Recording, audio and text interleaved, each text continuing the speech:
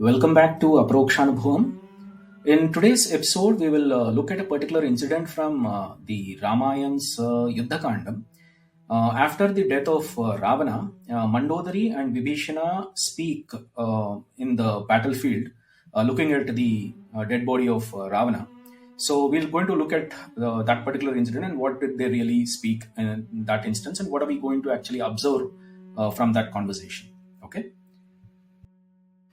So after the fierce battle between Rama and Ravana, Rama kills Ravana, and Ravana's body is lying on the ground. So this news is being carried out to the Mandodari in the palace, and she, along with the other wives of Ravana, rush to the battlefield. So they all come with deep sorrow and tears rolling in their eyes. So at that point in time, there is an uncontrollable amount of sorrow and pain that Mandodari faces.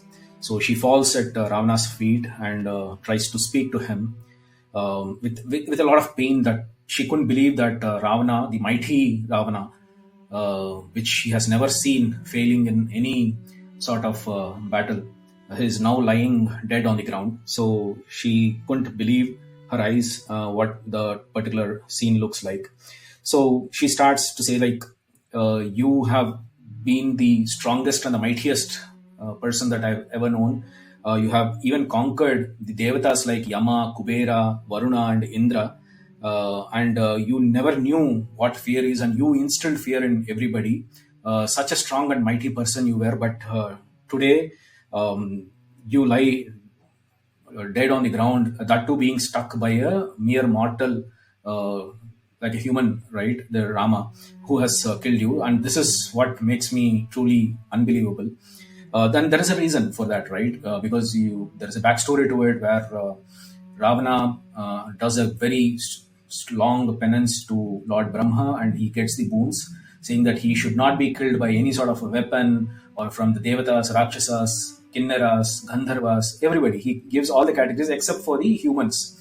And that's the key point which Lord Mahavishnu takes into consideration, and takes birth as a normal human being, and he leads the entire life as a normal human being. And Rama's story, as per Valmiki also, when you read that entire Ramayan series, you will never observe that it was Lord Mahavishnu acting like a human being, but it's like any other person as a normal human being who is leading a life, and then how he faces the difficulties in life, and then he makes up an army with the Vanaras and crosses the ocean, goes, fights the mighty army, and conquers Ravana and kills him, and gets back Sita. So in a nutshell, it is actually, although the avatar of Lord Mahavishnu, but this avatar of Rama is completely a human form. Okay, that is what actually Valmiki Ramayan signifies it throughout the book.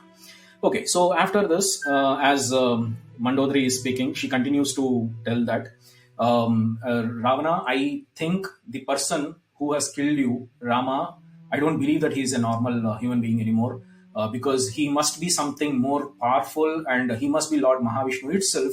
Otherwise, this cannot happen at all. A normal human being killing the mighty Ravana is an impossible task. None of the Devatas could even touch you. Even the weapons of Lord Shiva or Vishnu has never hurt you, except like leaving some marks on his body, which is also actually described in Valmiki Ramayan and Sundarakanda, wherein when Hanuman first time observes Ravana, there is a description in Sundarakanda wherein he sees the marks of Sudarshana Chakra or Trishulam on the biceps of Ravana. Okay, so which actually tells that he's such a mighty person that nothing in this universe could actually kill him. And the only loophole that he had while asking the boon was not to consider the humans at all. And that is where Rama took this human form and killed Ravana. So she starts to think that Rama is definitely not a mere mortal, and he is a divine form that has taken the human form to kill Ravana. And as she continues, she further also says that, Ravana, you have done great penance in one point in time where you have controlled all your senses, and with a lot of determination and devotion, you have actually pleased the gods and got all these boons. But once you got all these powers and strength, you let your senses go free. And it's just like an example to put it, right? It's like if a very strong person sees a snake on the road, and he immediately goes and steps on it, and steps on the head of that snake, and the snake is struggling to come out. But as long as that person is not lifting his leg up, the snake is going to lie like a dead snake. But the moment he moves his leg a bit, that snake is going to hit him and kill him. Okay, so just like that, you had a point in time wherein you controlled all your senses and did all this penance, got all the boons, got all the strength, power, everything, and you were ruling the worlds, including the Devatas and Rakshasas. But after that, you let your senses go free, and you got into a mode of extreme pride, and ego has raised above all levels, and that is where your downfall has started. And your senses have gone into various directions, wherein it also led to doing the adharma things, and you were not in a position to listen to any sort of advice that was given to you. All the good advice that people have tried to give you to let go Sita, you have not listened to it. And in fact, at the very beginning, even before you kidnapped Sita, when you approached Maricha, he also advised you not to go against Rama, but you did not pay heed to it. And after kidnapping Sita and bringing her to here, I have told you, and other people here in the court have told you, the ministers have told you, your own brothers, Kumbhakarna and Vibhishana, have told you, but you have not taken anybody's advice. Your ego was so strong that you did not want to bend, and that has actually caused the downfall for you. And finally, concluding, she also says that Sita is no match for me, but you were infatuated by her, and you stopped seeing your own wife and other wives of yours in the palace, and that's where it started, the downfall for you. And it's not Rama's arrow that has killed you, but it's your own senses that has led to your death. Otherwise, how can a mere arrow actually kill you? And this is how Mandodari cries her heart out in front of Ravana, and then she goes in silence.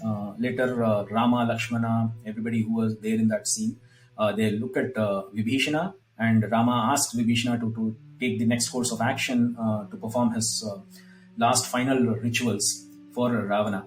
And Vibhishana was surprised to hear that from Rama, and he was hesitant to do those rituals as well, the final rituals for Ravana, because he was angry on Ravana, and he thinks that Ravana has done the adharma, and he has got what he deserves, this kind of a death. And Rama says that it's incorrect, that he should not treat Ravana like that anymore. Once the life has ended and the person is dead, we are not supposed to carry forward the enmity beyond that. That particular upadhi, you call it, which is completed after the death of Ravana. So at this point in time, we have to do our final rituals. And in case, Vibhishana, if you are hesitant to do it, I myself will do the final rituals for Ravana as another brother for him and complete it. And that is what Dharma says. And this particular thing that comes from Rama actually is also a lesson for all of us, right? So you can have 100 kinds of enmity with people and do a lot of fight judicially, but after a point, after the person is dead, that enmity should actually drop. Carrying the grudge further and cursing the person even after the person is dead is not the right thing to do. So that is what Rama teaches us here. And later on, Vibhishana also agrees to it, and then he performs the final rituals for Ravana, and that's how that particular episode ends. So there are like a lot of things that we can actually observe and learn from this particular incident. How Mandodari actually speaks her heart out with Ravana. We don't see a lot of conversations of Mandodari in the entire Ramayana, but post Ravana's death, she actually speaks a lot, and she talks a lot of valid points in that particular scene. And also Vibhishana's hesitation and Rama's response to it actually is also a powerful message there. So with that, I think probably we will end this episode here. Thanks for watching, and see you again. Thank you.